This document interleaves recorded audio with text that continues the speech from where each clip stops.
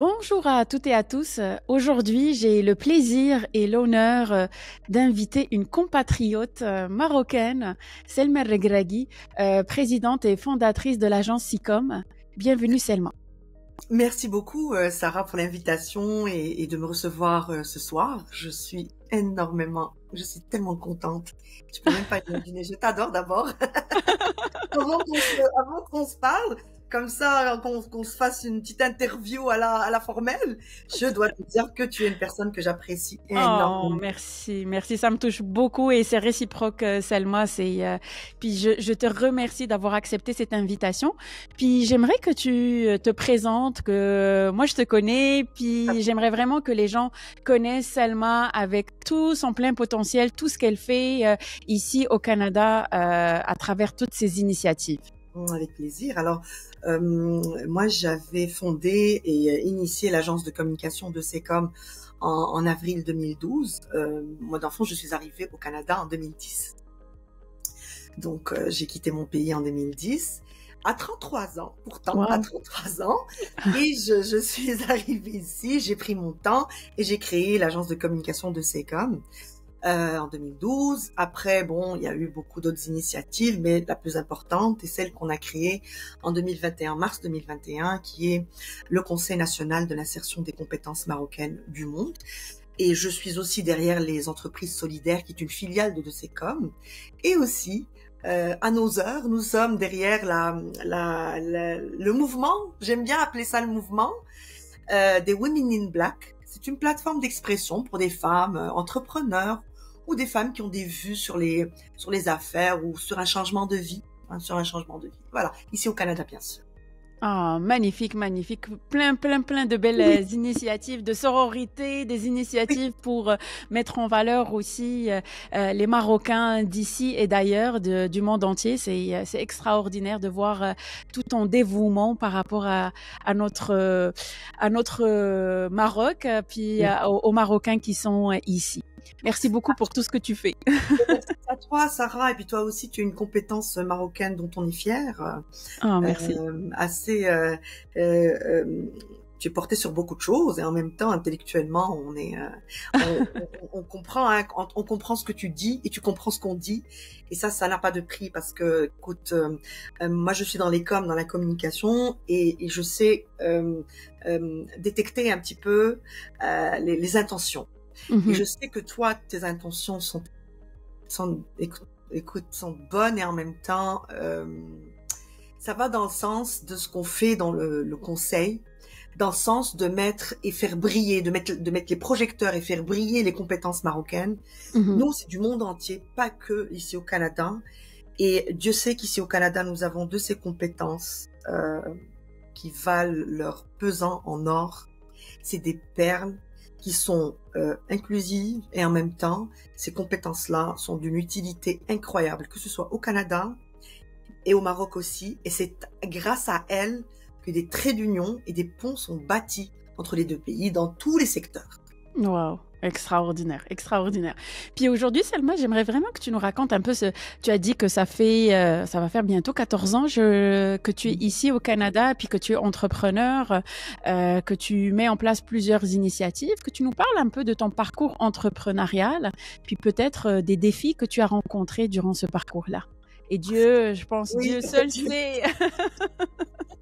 Dieu sait qu'il y avait beaucoup de défis au début, parce que on passe d'un pays à un autre, d'une réalité à une autre, d'une habitude à une autre. Comme je te l'ai dit au début, je suis arrivée au Canada à 33 ans. Mes enfants étaient assez grands. Ma grande avait 10 ans, mon petit avait 8 ans. Donc, euh, ils pouvaient un peu, enfin, ils ont appris à s'adapter rapidement au Canada. Et en même temps, garder les valeurs qu'on leur a inculquées, les principes, la belle éducation qu'ils ont ramené avec eux du Maroc, le bon niveau, hein, académique et éducatif. Et, et moi, dans tout ça, j'étais comme une sorte de psychologue pour tout le monde. Allez,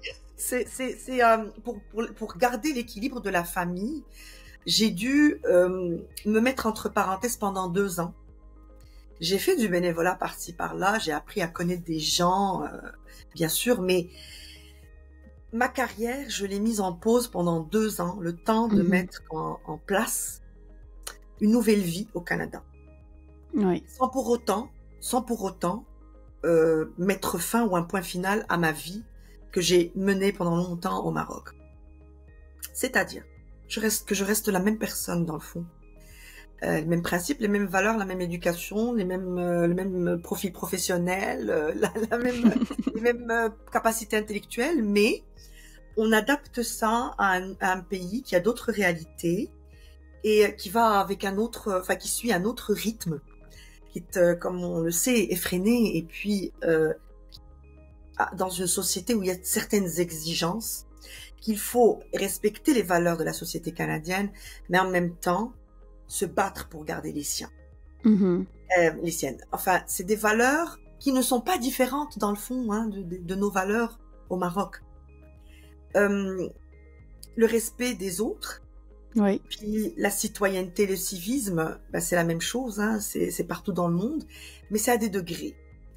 Et, et notre éducation, à la pure éducation marocaine, eh ben, elle est basée sur la générosité, le respect de l'autre, le respect des aînés, le respect des enfants, le respect de la femme, le respect des animaux, de la faune, de la flore, de tout. On respecte tout. Voilà. Et quand on vient ici, dans le fond, c'est pas trop différent. C'est juste qu'il y a des personnes qui ont des braquages, qui se disent, oula, c'est différent. Moi, ça n'a pas été facile pour moi de m'adapter et de me fondre dans le décor. Mais on te demande pas, cher ami, de te fondre dans le décor.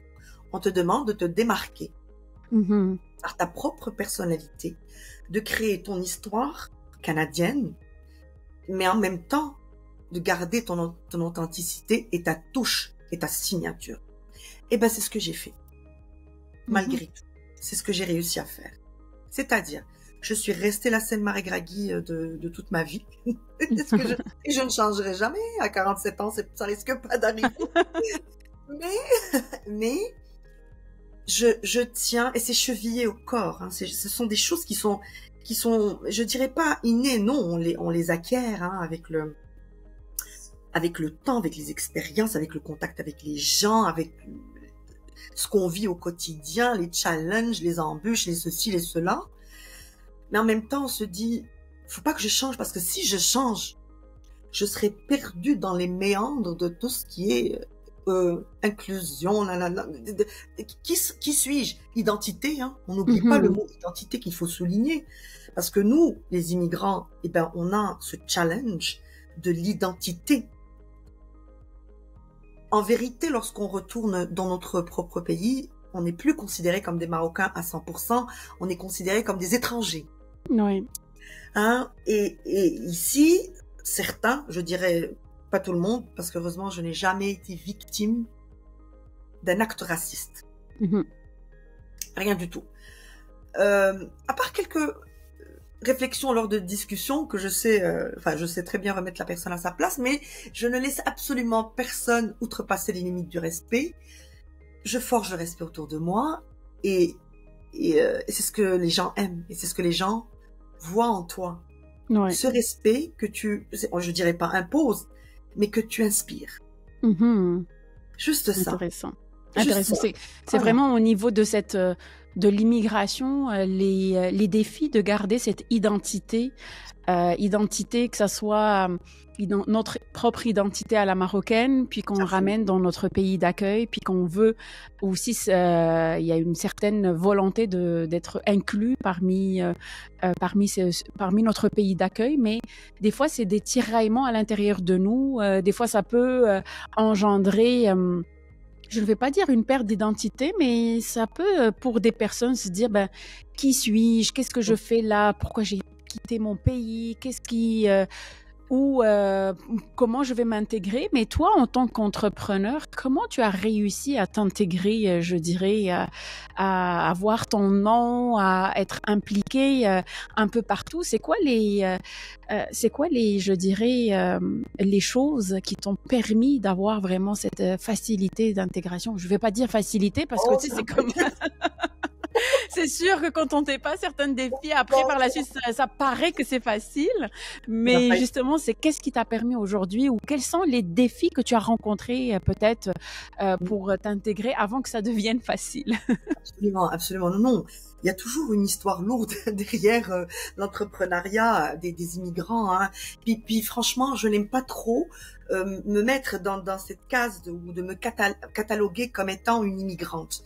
Je dis, voilà, je suis partie prenante, je suis une citoyenne qui paie ses taxes, une citoyenne responsable qui respecte son voisin au moins, qui respecte autrui, qui s'arrête au stop, qui ne fait pas trop de bêtises. Au moins, on a ça. Je respecte les institutions, que ce soit de mon pays ou d'ici, parce que tu sais, Sarah, quand tu es habitué à respecter dans ton propre pays quelque chose, tu la respecteras là où tu iras dans le monde entier. Quand tu as été une personne efficace dans ton pays et qui se démarque quelque part et qui réussit tout ce qu'elle touche, et équilibré, authentique, et tu sais ce que tu fais, bah tu le fais là où tu vas dans le monde entier. Tu peux m'installer au Japon, je m'y adapte. Il n'y a pas de problème. Voilà, parce que je sais d'où je viens, j'ai des objectifs et je m'entoure bien. Hein, je m'entoure bien des personnes qui comment je vais te dire, qui m'aident à avancer en équilibre. Parce que c'est très important, l'équilibre personnel pour réussir. Et l'entrepreneuriat n'a pas été un chemin, tu sais, parsemé de fleurs et de petites guirlandes et de petites bougies. Non, absolument pas. Déjà, moi, j'ai un nom qui est très compliqué à prononcer. C'est le Marigragui. C'est toujours du Regragui, je sais pas, mais ça n'a jamais été prononcé facilement.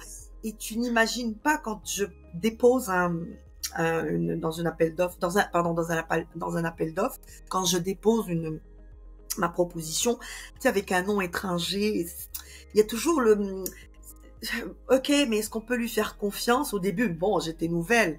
Elle vient d'arriver. Est-ce que elle connaît les normes? Est-ce que c'est les mêmes normes de communication chez elle, comme chez nous? Hein? C'est comme ça. Hein? Au début, c'était chez elle, chez nous. Elle, nous.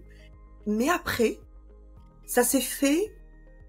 Bien sûr qu'il y a eu beaucoup d'efforts, mais d'une façon abracadabrante. C'était magique. Très magique. Comment ça s'est fait? Comment cette barrière a été levée pour que le véhicule passe? Pour que le paquebot passe, parce que c'est le paquebot. Passe. Et pour que je sois acceptée. Acceptée en tant que compétence qui vient d'ailleurs et en tant que femme. Ça, c'est tout un... Le dernier point, c'est tout un débat. On a besoin d'un autre podcast. Bon, oui, parce que franchement, le problème de la confiance en la jeune féminine, là, c'est pas un challenge qui est propre à une culture ou une religion. Ah non, ça c'est partout dans le monde. Exactement. C'est universel. Et j'en ai été choquée. Mais quand la porte s'est ouverte, non, elle s'est pas ouverte toute seule, mais oui, il y a eu de la magie, mais en même temps... C'est une magie forcée. Exactement, tu as créé cette magie, tu vois, c'est ton caractère, ta façon de faire, ton charisme, ton ceci, ton cela, qui font que les portes s'ouvrent et que les gens commencent à te faire confiance, les yeux fermés. Et quand ton nom est écrit ou inscrit quelque part, ils disent, elle, c'est, tu vois, c'est du diamant. C'est même pas de l'or. Elle, c'est du diamant. Elle enfonce. Oui, tête baissée. Oui, nous, on est des responsables, on est ceci, on est cela, on est des officiels, elle, on lui fait confiance. On l'écoute. Parce que il est difficile de se faire écouter. Dans mon domaine, la communication il est très difficile. Parce que c'est un domaine qui est en permanent changement et c'est des fluctuations, c'est jamais stable. Ouais. C'est des tendances. Exact. Et il faut suivre la tendance. C'est pour ça qu'il faut s'armer de beaucoup de patience, de beaucoup d'intelligence et d'énormément de volonté de faire. Hein. Faut vouloir pour y arriver. Ouais, certainement, certainement. La volonté et puis, la persévérance aussi, c'est des moyens qui sont importants pour, en tant qu'entrepreneur. Puis, tu sais, l'entrepreneuriat pour moi, je la trouve comme c'est le meilleur, moyen de se développer personnellement. Parce qu'en tant qu'entrepreneur, on se découvre, on se redécouvre, Oui. on se reconnaît, on connaît encore plus c'est quoi nos valeurs, c'est quoi les limites, c'est quoi l'intuition. Il y a beaucoup de choses qu'on va apprendre à travers l'entrepreneuriat parce que finalement, notre entreprise, elle part de nous. Puis si nous, on n'est pas aligné avec nous-mêmes, ben, ça se verra aussi au niveau de l'entreprise. Absolument, absolument. Et puis cette entreprise-là, ça devient comme un enfant. Mhm. Faut lui donner à manger, faut l'éduquer, faut l'habiller, faut le faire sortir, faut lui faire des activités. Cette entreprise, et nous, parce que quand on goûte à l'autonomie, oh, c'est difficile de faire marche arrière. Exact. C'est incroyable, c'est très difficile. Et il y a d'autres personnes qui sont on est responsable de beaucoup de personnes. Mhm. Et il y a des ricochets, hein. Si on réussit, il y a beaucoup de personnes qui vont réussir avec nous. Si on échoue, c'est les autres qui vont aussi prendre des claques comme nous. Exact. Et on ne marche pas tout seul. Même si on est un leader, je me suis jamais considérée... Alors, non, c'est schizophrène ce que je vais dire. Je me suis jamais considérée comme une leader, mais je suis une leader par obligation et par choix. Mhm. C'est-à-dire, je ne suis pas celle qui va dire... Je suis pas dictatrice dans mon genre et des spots dans la prise de décision, dans ceci, dans cela. C'est vrai que, bon, la décision revient. Hein, c'est schizophrène. Je me suis jamais positionnée comme, non, je suis le leader, je vous dis ce que vous faites, vous suivez. Non, on avance ensemble.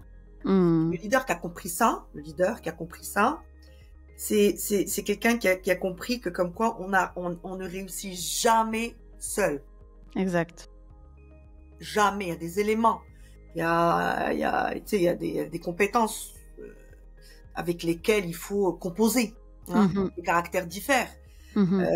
les croyances diffèrent, les valeurs diffèrent, les principes, la façon de faire diffère.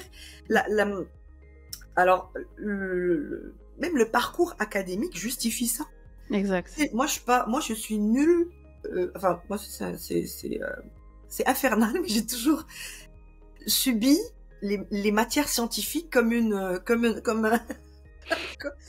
je sais pas, un châtiment, je sais pas, mais c'est comme ça. Je n'ai jamais été bonne en maths, ni dans toutes les autres matières scientifiques. Mhm. Mais maintenant, j'ai des scientifiques avec moi dont je suis la présidente. C'est ça le Oh. truc, il faut jamais, C'est excellent. faut jamais se Vous dire, êtes complémentaires. bon, faut jamais dire que moi je suis une hopeless case parce que je ne suis pas spécialiste dans ce domaine-là qui est le domaine le plus prisé dans le monde. Non, non, non, faut jamais se sous-estimer. Exactement. Moi, c'est ça ma force. Je ne me suis jamais sous-estimée en même temps. Je ne me suis jamais prise pour, tu Mhm. vois, Tu te quelqu'un reconnaissais qui a la tête. à ta juste Voilà, valeur. voilà, Exactement. Puis voilà. durant je vais dire, ce parcours ou ces périples entrepreneuriales, je sais que récemment, tu as été frappé aussi en plein fouet par une maladie. Est-ce que tu peux nous en parler? Qu'est-ce que ça t'a apporté dans ta vie? Qu'est-ce que ça a changé surtout? Parce qu'on le veuille ou non, quand on est face à des circonstances pareilles, ça change quelque chose à l'intérieur de nous, ça change peut-être notre façon de voir les choses. Ça a été quoi pour toi, Salma? Puis si tu peux nous parler un peu de cet épisode-là. Alors, juin 2023, je reçois le diagnostic d'un cancer du sein au stade 1. 3 vilaines petites tumeurs. Hmm. Et dans le même sein, hein, c'était ça le truc le plus terrible. Et puis, quand je reçois le diagnostic, je ne suis pas choquée. Et je ne suis pas triste, et je ne fais pas une crise. Je reste pas stoïque à 100%, mais je suis restée lucide, capable de recevoir ce coup de massue sur la tête et ce tsunami ce séisme, Ouais. parce que ça change une vie d'une femme, ça lui change beaucoup de choses. Et j'ai dit, Selma, tu ne pleureras pas, tu ne tomberas pas dans la dépression parce que tu as un cancer à combattre et t'as pas le choix. Mhm. Wow. Tu as une vie devant toi. C'est pas un cancer qui va absolument, j'ai mené des combats plus durs que ça. C'est pas un cancer qui va. J'ai dit ça, j'ai dit, considère-le comme une grippe. Et surtout que ma chirurgienne, elle m'a dit, Selma, tu vas me donner une année, on va bien te requinquer, t'inquiète pas, mais tu vas me donner une année. Tu sais, elle m'a dit, je sais que t'es active, mais donne-toi le temps de guérir pendant une année. Et je te dis, j'étais un F-16 à qui on a demandé d'atterrir de force. Mhm. F-16, hein, de force. On arrête tout. J'ai tout arrêté parce que j'avais pas la force. Ouais.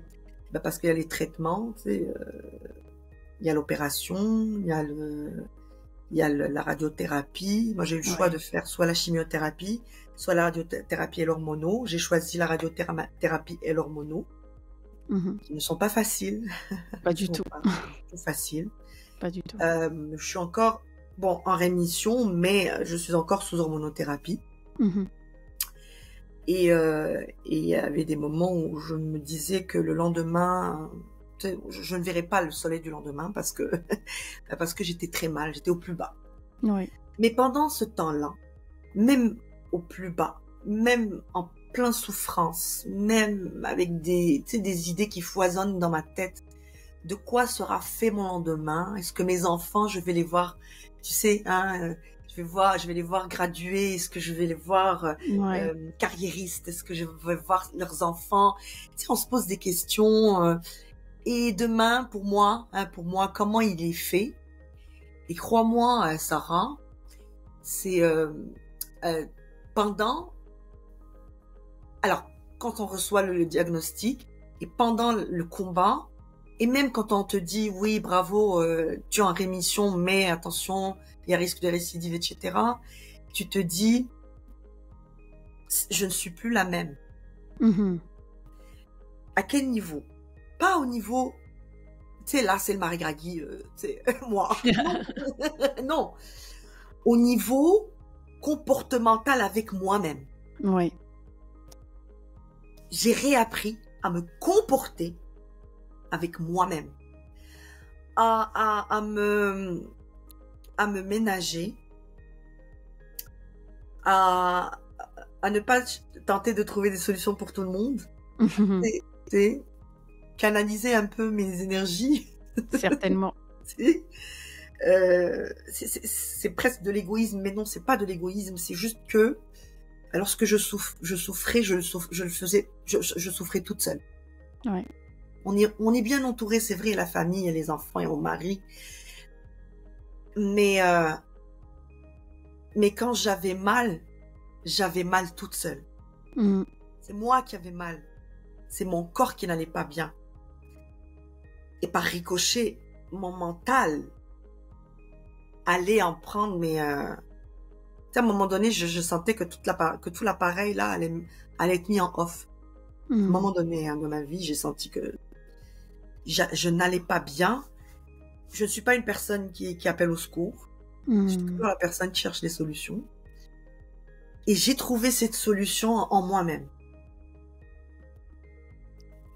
J'ai dit, soit t'as un cancer. Et alors? Il y a pire. Oui. Tu sais, on en arrive là. Hein. Il y a pire. Fais ce que tu dois faire. Et suis le flow. N'essaie pas trop de trop poser de questions, parce que moi je suis quelqu'un que, tu vois, devant un médecin, je vais trop philosopher, hein, tu sais, pourquoi? Pas du tout. J'ai été une petite fille docile,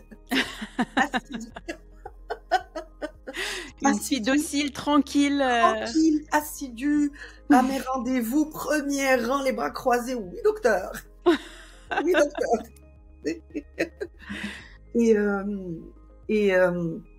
Ouais, c'est ça, je comprends, ça n'a pas été vraiment facile comme période. Puis, comme tu dis, à un certain moment, on se dit, on va plus se battre avec ça par rapport à notre environnement, mais on va Ouais. s'adapter, on va adapter Oui. notre situation parce que la réalité, elle est telle quelle. Tu sais, c'est comme, tu peux pas changer que tu vas avoir des baisses d'énergie, tu peux pas changer, et surtout, ce qui est drôle, c'est que tu ne peux pas les contrôler. Tu sais même pas quand est-ce que tu vas être en manque d'énergie parce que tu peux te réveiller toute fraîche, toute rayonnante, puis quelques heures après, tu as vraiment une baisse d'énergie, ben, tu as besoin de te reposer. Donc, c'est ça ce qui ramène peut-être ce changement de comportement, c'est que tu commences à faire en sorte que ton environnement s'adapte à ta réalité et non l'inverse. Puis Mm. quand tu commences à peut-être réfléchir de cette façon, tu trouves que tu te facilites la tâche, tu n'es plus en confrontation avec toi-même. Absolument, Sarah. Et en même temps, tu découvres que peut-être que tu as perdu beaucoup de temps avant à vouloir bien faire les choses pour les autres. Mhm. Oui, oui, hein, il faut être altruiste, ça c'est notre éducation, il faut être à l'écoute, mais pas à 100%.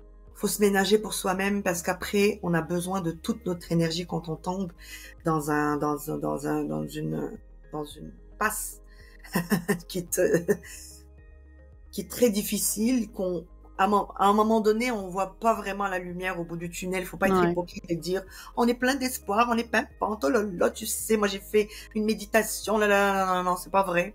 À un moment donné, tout est black, tout est noir. Ouais. Parce que tu souffres, tu es au plus bas, t'as des maux partout, tu as zéro énergie, tu te lèves même pas, tu es alité alors que tu te dis, j'ai 47 ans.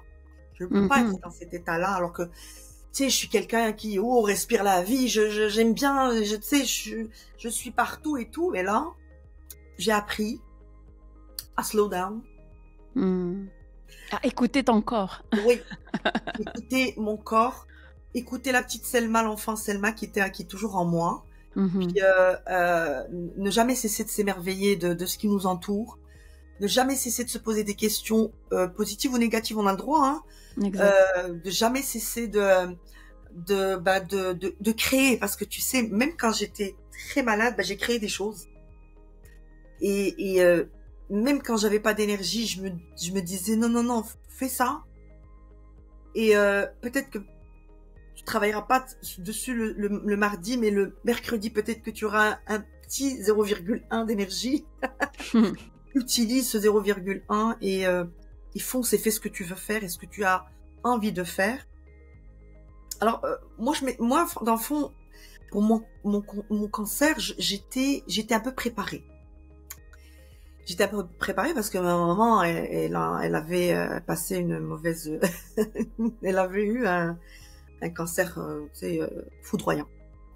Et j'ai vécu avec elle depuis mes 14 ans, j'ai vécu avec elle tout ça. Et j'ai toujours dit que, mais c'est pas héréditaire. Quand on a fait les analyses, c'est pas héréditaire. Mais je me suis toujours dit que, hey, Selma, sois prête.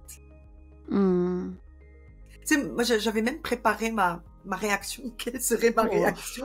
Ouais, j'ai toujours dit, tu ne fais pas de crise ou de cinoche. Tu vois, tu te roules pas par terre. Tu essayes au maximum de garder le sourire et de garder la tête sur les épaules parce que tu n'es pas toute seule dans la vie. Il y a tes enfants. Tu sais, je ne voulais pas que mes enfants vivent le même malheur que moi j'ai vécu avec ma mère. Je ne voulais pas qu'ils gardent le stigmate ou le traumatisme. Moi, je le garde encore, le traumatisme de la période de la maladie de maman. Et quand elle est partie, c'était ça le séisme qui a un peu chamboulé ma vie. Oui, je comprends. Ça a un peu, c'est un cratère qui s'est ouvert et c'est ça qui a fait que je suis la Selma que je suis aujourd'hui. Ouais. Je te ressens. Ouais. Je te ressens, Selma. Ouais. Ouais, c'est toujours ça quand on vit des moments comme ça, ça change. Ça vraiment, ça forge aussi notre caractère, notre personnalité. Puis, avant de clôturer cette magnifique conversation entre nous deux, aujourd'hui, Selma, si tu avais quelque chose ou si on t'avait donné une baguette magique pour justement faire de cette période que ça soit une période plus agréable. Je dis bien agréable entre parenthèses. Ça aurait été quoi que tu aurais voulu avoir pour t'aider à dépasser cette période avec plus de tranquillité d'esprit? Tu sais, c'est comme ça peut être au niveau de la famille, au niveau de des analyses, au niveau de l'attente. Tu sais, c'est comme les réponses, elles sont plusieurs, mais si tu avais une baguette magique aujourd'hui. Oui. Alors, la première baguette magique, et je pense qu'il y a certains politiques qui vont pas m'aimer c'est pour ça, mais je suis comme ça, je dis les choses comme elles sont. C'est le système de santé, parce que au Québec malheureusement, c'est parce que, alors moi je vais le dire franchement, les compétences en médecine sont excellentes, elles sont très bien formées, mais elles n'ont pas le temps de donner du temps aux patients. Oui. Elles manquent de temps. Voilà. J'aurais aimé que le système de santé soit plus à l'écoute des attentes des malades, surtout les malades qui ont des maladies lourdes. Que le système soit plus orienté vers le citoyen. Parce que jusqu'à présent, et moi c'est la chose d'ailleurs, c'est la première chose qui m'avait choquée quand je suis arrivée au Canada, c'est le système de santé vétuste dont souffre la province du Québec. Et j'ai dit, c'est pas possible qu'au Canada, un système de santé soit pareillement composé. Mais je pense que tout le monde a les mains liées, et je pense qu'il y a des propositions, mais il faut une volonté politique. Hein, et malheureusement, d'en arriver là à dire qu'il faut une volonté politique, ça me fait mal au cœur, parce que il y avait des choses qu'on me racontait et que je disais, mais non, mais c'est pas vrai. Hein, c'est le Canada, elle n'a pas vécu ça, c'est qu'elle rajoute un petit peu de sel, un petit peu de poivre.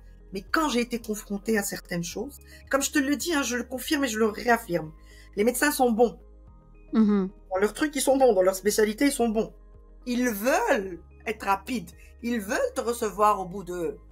Et comment cela se fait-il que je sois diagnostiquée d'un cancer et que je ne puisse être opérée que 3-4 mois ou 6 mois après? C'est moi, j'angoisse. Moi, je me dis, est-ce que ça prolifère rapidement dans mon sang, dans mon corps? Qu'est-ce qui se passe? Moi, je suis une lambda des citoyens. Je ne suis pas médecin, j'ai pas mon IRM, ma mammo chez moi, j'ai pas ça. J'ai pas ces appareils chez moi pour me faire un suivi. Ouais. J'angoisse. Je suis un humain. Alors, moi, si j'avais une baguette magique, c'est juste ce côté-là, parce que bon, côté social, j'ai été très bien entourée. Que ce soit de ma petite famille ici, de ma famille au Maroc, de mes amis ici, de mes amis au Maroc, de toutes les personnes que j'ai croisées ou que j'ai connues, j'ai été au quotidien soutenue. Mais c'était incroyable l'élan de solidarité qui s'était formé autour de moi. Wow. Je pouvais même plus répondre aux messages tellement j'étais, tu sais, c'est comme si je marchais sur un tapis volant et qui me transcender le monde réel pour aller dans un monde humain d'amour et de compassion et d'empathie. J'ai compris le mot empathie, je l'ai compris quand j'ai eu mon cancer. Waouh. Ouais. Bah sur ce mot empathique, je te remercie Selma d'avoir partagé en toute authenticité ton histoire aujourd'hui. Puis je te souhaite un prompt rétablissement et beaucoup de courage et de joie de vivre qu'elle t'apporte et qu'elle te conduise dans tout ton chemin de vie. Merci beaucoup Sarah de m'avoir reçue. Puis longue vie à tout ce que tu crées. Hein? Et dans tout ce que tu entreprends. Merci. Je te connais et je connais l'essence même d'une Sarah Bochiri. Bravo pour tout ce que tu fais. Merci beaucoup Selma, ça me touche beaucoup. Merci. Bye. Bye bye.